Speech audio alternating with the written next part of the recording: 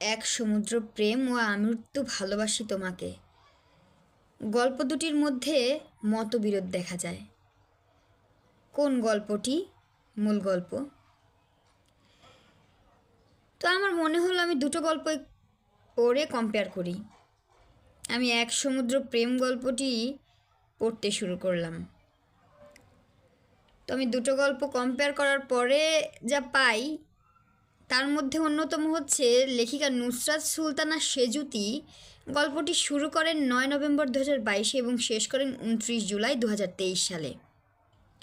অন্যদিকে আমৃত্যু ভালোবাসি তোকে গল্পটি কপিবাজ সালমা চৌধুরী শুরু করে ১৫ ডিসেম্বর ২০২৩ সালে এবং শেষ করে ১৮ সেপ্টেম্বর ২০২৪ সালে।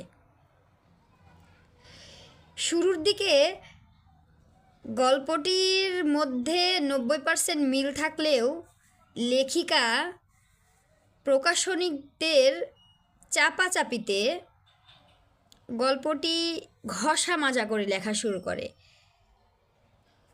এবং এরপরও গল্পটির মধ্যে যেই জিনিসগুলো মিল খুঁজে পাই আমি সেগুলো আমি নোট করে রাখি আপনাদের জন্য। কী কী বিষয়ে কপি করা হয়েছে কিছুটা আপনাদের অবগত করা প্রয়োজন বলে আমি এগুলো নোট করে রাখি। ৭ বছর পর ধূসরের বিদেশ থেকে বাড়ি ফেরা, বিদেশে তাকে বাপ চাচাদের জোর করে পাঠানো। সে যেদিন আসে সেদিন পিউ ওকে দেখে প্রেমে পড়ে। পিউয়ের জন্য ধূসর গাড়ি বিক্রি করে বাইক কেনে। এটাও কপি ছিল। অন্য এক মেয়ে ধূসরের নাম মেহেদি দিয়ে হাতে লেখায় পিউয়ের কান্নাকাটি। তার ছেলে টিউটর পাল্টে ধূসরের মেয়ে টিউটর নিয়ে আসা, যাকে জড়িয়ে পিউ সন্দেহ করে। সাদিপ মারিয়ার ঝগড়ার থিমগুলো কপি করেছেন এই লেখিকা।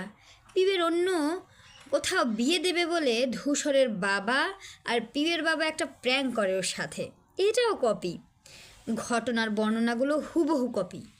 ইকবালের কিছু ডায়ালগ কপি। তাছাড়া প্রাকৃতিক বর্ণনাগুলোও লেখিকা কপি করেছেন। পিউ যে ধূসরকে দেখে মুগ্ধ হতো, বিছানার কাছে বসে গালে হাত দিয়ে ঘুমন্ত ধূসরকে দেখে বলতো, কেন সবাই ফর্সাদের সুন্দর বলে, ওনারা কি ধূসর ভাইকে দেখেনি? পিউয়ের কাছে তো ধূসরের মতো সুন্দরসন পুরুষ পৃথিবীতে দুটি নেই।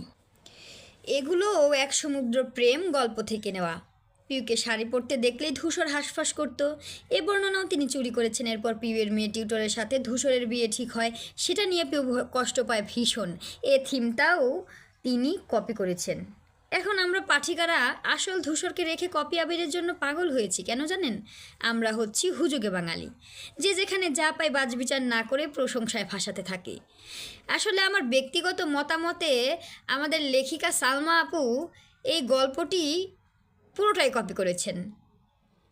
যদিও ওনার বক্তব্যে আমরা প্রকাশ পায়, আমরা জানতে পারি যে উনি এক সমুদ্র প্রেম গল্পটি থেকে অনুপ্রাণিত হয়ে আমৃত্যু ভালোবাসি তোকে গল্পটি লিখেছেন, কিন্তু না, আসলে এখানে ৭০% লেখিকা মিল রেখেছেন। যাই হোক, সবশেষে আমি সালমা আপুকে বলবো, আপু লেখিকা নয়, বরং প্রকৃত সাহিত্য চর্চা করা শিখুন। এতে কারো কাছে আপনি ছোট হবেন না।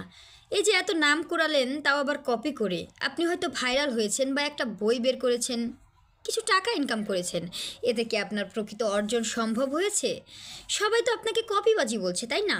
এ ধরনের অপরাধ করে ক্ষণিকের জন্য ফেম ধরে রাখতে পারবেন, সারা জীবনের জন্য কিন্তু নয়।